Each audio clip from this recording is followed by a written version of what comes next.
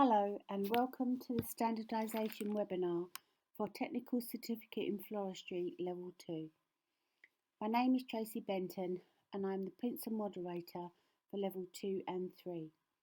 Before we begin, I'd like to highlight the lines of support for all technical qualifications. There is a range of guidance documents found on the City and Guilds website under the Technicals and TechBack tab. Secondly, the Technicals Quality team will give you email or phone support. Their number is 0300 303 5352, followed by option 2, then option 3. Email technical.quality@cityandguilds.com, and finally, many vocational areas have technical advisors who will visit your centre to give face-to-face support as required. City and Guilds have recently produced some bite-sized webinars which give generic guidance, but today we aim to give you subject-specific standardisation support using some candidate work from last year's synoptic assignment for Floristry. So let's look at the objectives for this session. I'm going to explain the justification of marks by the Principal Moderator for last year's synoptic assignment and highlight good practice in the use of City and Guilds documents. Taking part in this webinar can be part of your internal standardisation, which is an important aspect of quality assurance of the technical qualifications. So at the end of the slide, I will remind you of typical activities recommended for internal standardisation. First off, let's remind ourselves of what the candidate was asked to do. I'd just like to confirm that we are looking at last year's synoptic assignment. The assignment brief is different to the tasks. It is given to candidates 4 weeks before the start of the synoptic assessment date. It is an overview of the assignment requirements and gives an idea of what candidates must carry out. The assignment brief states that the candidate is employed as a junior florist in a busy flower shop and responsible for taking orders, completing costing sheets, designing and creating small pieces for specific brief. Now we're moving on to the tasks. Task 1 has been broken down into 2 parts. In 1A, the senior florist has asked you to produce a plan and colour sketches as well as cost the 2 items that they require for a wedding fair. The designs are a hand tie in a self-made collar and a matching wired corsage to be attached to a comb for a bridesmaid. On this slide, we can see that the task requires evidence in the form of a step-by-step plan, fully labelled sketches that can be seen by both the marker and moderator and therefore does not require comments on the PO form. The work is produced under supervised conditions. It is collected in by the tutor at every stage and must be authenticated to show that it is the candidate's own work. The candidate will have access to plans and sketches from Task 1A, which will be handed back by the tutor at the start of the assessment. The candidate must construct the designs under supervised conditions. What you must produce for marking. The completed designs packaged ready for transportation. Additional evidence of the performance that must be captured for marking. The marker will make notes recording the standard and accuracy of their performance. The PO form should have notes about this task, so the moderator can read how well the candidate performed during this process, especially if the candidate has not been seen on a visit. Photographic evidence clearly showing outline shape, profile and mechanics of each of the 2 designs are also to be submitted. Now for Task 2. which has also been divided into two parts. 2A is where the candidate will need to complete a funeral order while speaking to a customer on the telephone. They would need to ask the relevant questions, record accurate details so that they can produce a plan and fully labelled sketch of the funeral design. You must complete this task on your own under supervised conditions, and you must produce for marking the order form and a fully labelled sketch with a step-by-step plan. Additional records to support your performance. Tutor's notes of the standard and accuracy of your telephone conversation is to be noted on the PO form so the moderator knows how well the candidate did. Task 2B wants the candidate to create and package the single-ended funeral spray as in 2A and have it ready for the customer to collect and transport. The candidate must complete this task on their own under supervised conditions and must produce for marking photographic evidence showing outline, shape, profile, mechanics and packaging of the design. Although it does not state it on the task, comments of the candidate's performance is welcome on the PO form to back up the performance of the practical in relation to the pictures. Task 3 wants the candidate to produce an evaluation of each of the three designs created in Task 1B and 2B, referring to the principles and elements of design, and it is to be carried out under supervised conditions. Evaluations of the designs will show how well they think they met the brief and the interpretation of the order form. To gain good marks, they must critically evaluate each design they constructed during the synoptic assignment, showing what went well and explain any areas of improvement. In doing this, they must describe how they might have dealt with these issues and show how they could improve the service or the outcome. The candidate's evaluation needs to be reflected rather than a descriptive account. So in other words, they must be able to reflect on their practice rather than giving a running commentary of what they did, showing clear links through theory to practical. Here is an excellent example of a detailed sketch that contains full botanical names as well as step-by-step instructions for different wiring methods and information relating to principles and elements of designs. For example, scale, proportion, area of dominance and focal line. Next, we can see some photos of a candidate's construction of the wired corsage to be attached to the comb. Although a picture of the underside of the corsage is essential to see the mechanics. As you can see, all required photos have been produced so that the moderator can zoom in to see the finer details. Make sure the photos are clear enough so that they do not lose clarity when you zoom in, and if you are scanning documents for uploading to the portal, remember clarity can be lost. We're now going to look at the marking grid and take a while to go through each of the assessment objectives, the first one being AO1, recall of knowledge. AO1 relates to the subject-specific knowledge which was delivered during the course. Examples of where this might be seen are in the candidate's use of technical terms, selection of tools and materials, equipment and processes, with the candidate being aware of health and safety while preparing and carrying out each stage. So how does the tutor mark the synoptic assignment? Firstly, they must observe the practical work and make judgments as to how well the activities were carried out. They must note down these judgments on a practical observation form, or PO form for short. We can see over the next slide an example of that form. The PO forms can be handwritten or completed electronically.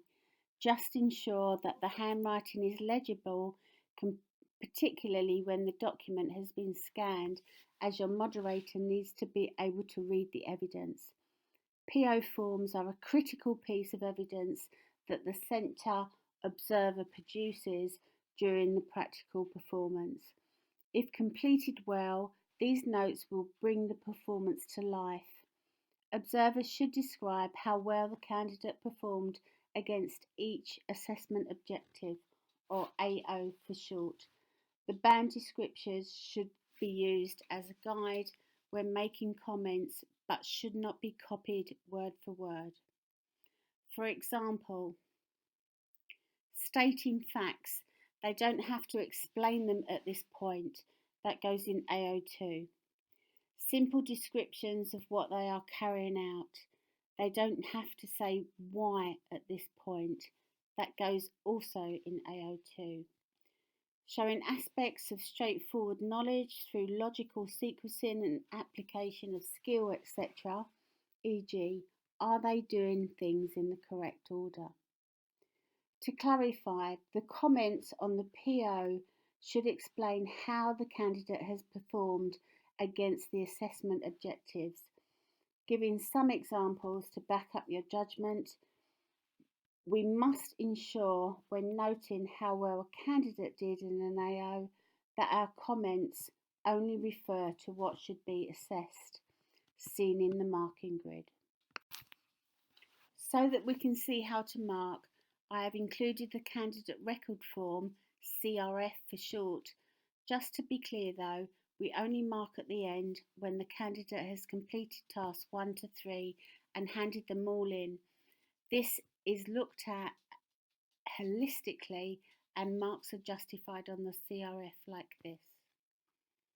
The CRF is a key document. Care should be taken to ensure that the marks along the top of each AO relate specifically to your qualification, as each one may differ.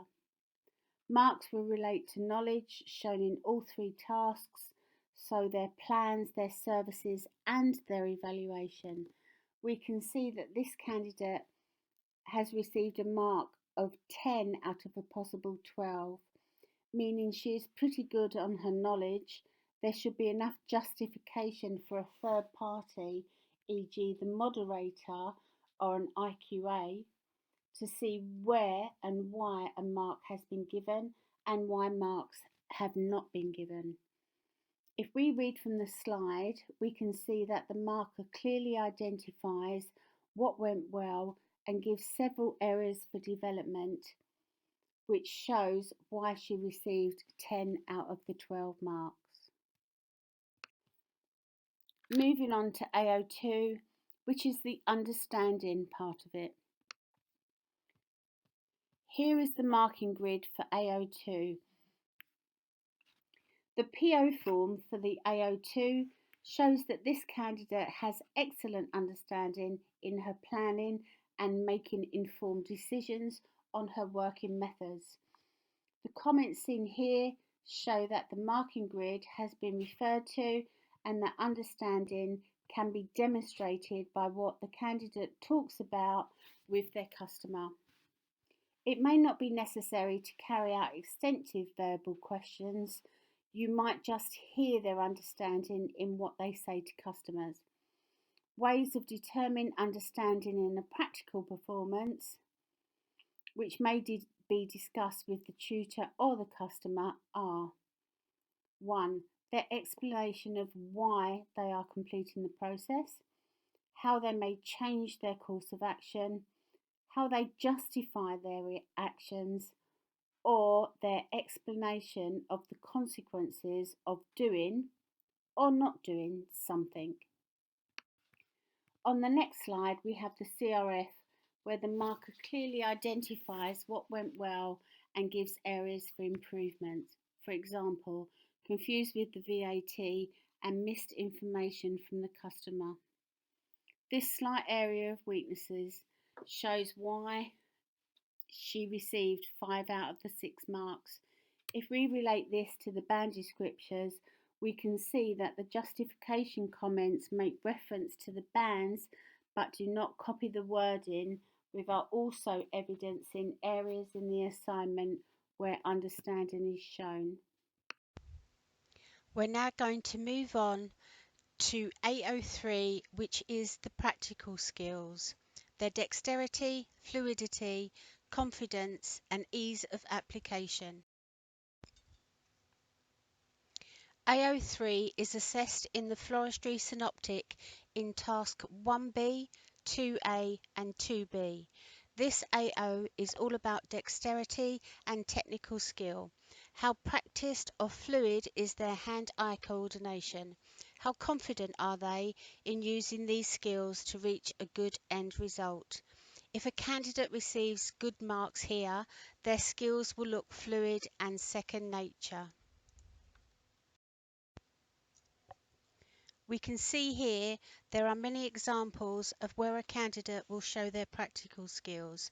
Make sure you give some examples of these aspects when commenting on this AO.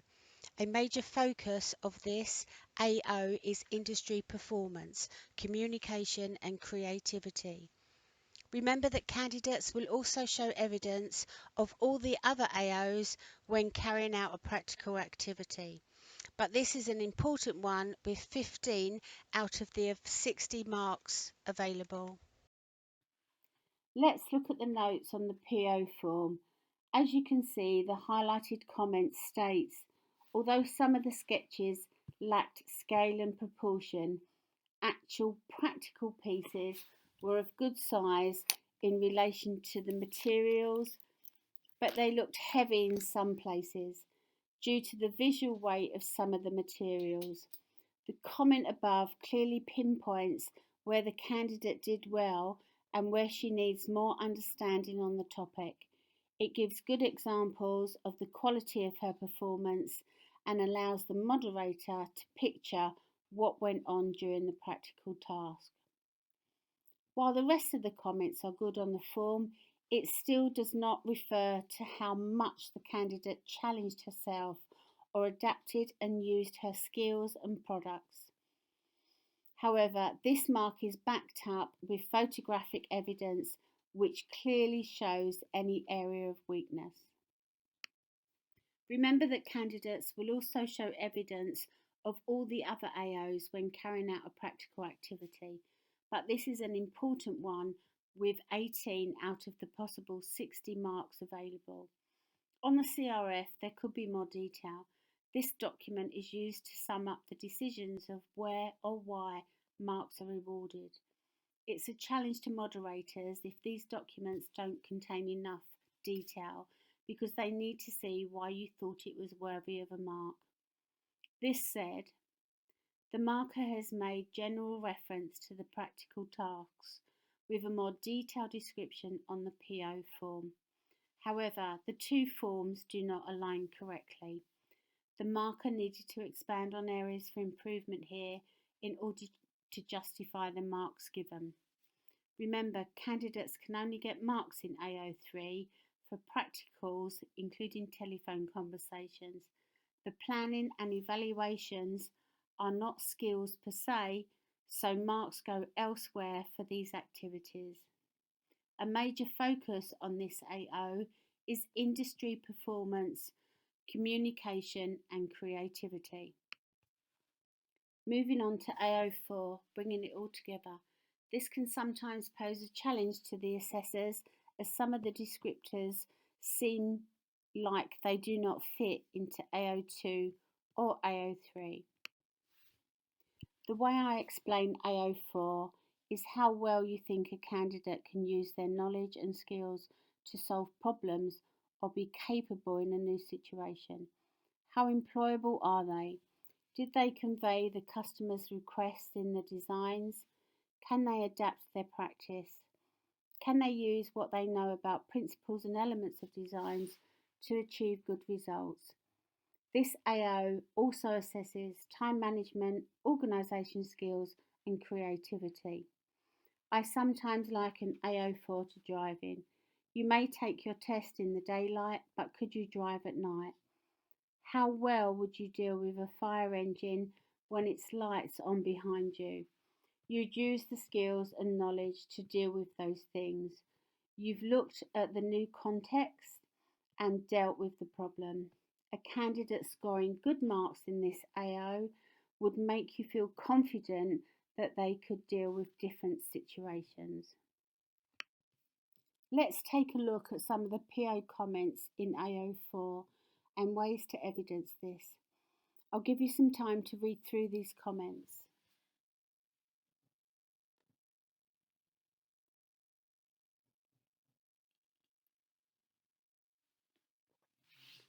Now we'll go through these questions to help you evidence this AO. How reasonable are their actions? Is it considered good practice? How well do they draw from the breadth of their knowledge and skills? How confident are you in their ability? Would you employ them? Do they look like they know what they're doing, saying? How well do they reflect on theory when solving practical problems? They know what to do. Just because they've written about it in their plans or their evaluations, they may not bring it into practice. How well can they work out solutions to new context problems of their own? Was there an unusual factor to consider? Did they have a new client or new requirement to deal with at short notice?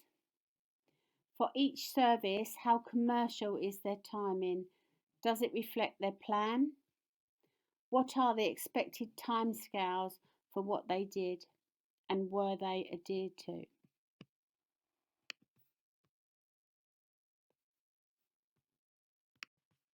The candidate has received 9 out of the possible 12 marks. The marker has used the wording could have been corrected, so it seems obvious they were not capable in all situations. When identifying where the marks were allocated, it would be more helpful to identify which of the minimal mistakes could have been corrected. This would then give clear reasoning behind the marks awarded and allow the moderator to check that this AO has been marked accurately. Remember, the moderator may not have seen this person during their visit.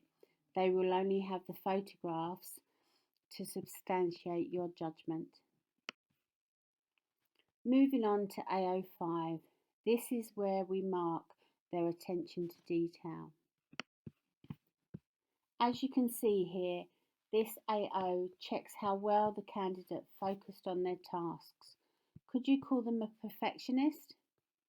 Were they consistently focused on getting a good result, or did they lose interest and forget to make final checks on gaps, foam showing, not misting, or forgetting the card for the single-ended funeral spray, for example?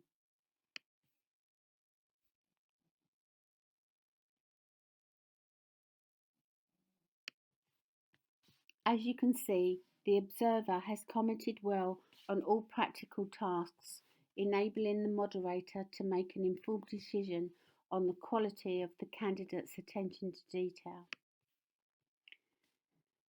The marker has identified why the candidate has lost 3 marks through imperfections, minor errors, and lack of precision, which was backed up by photographic evidence and areas for improvements in the evaluations that were not implemented during construction.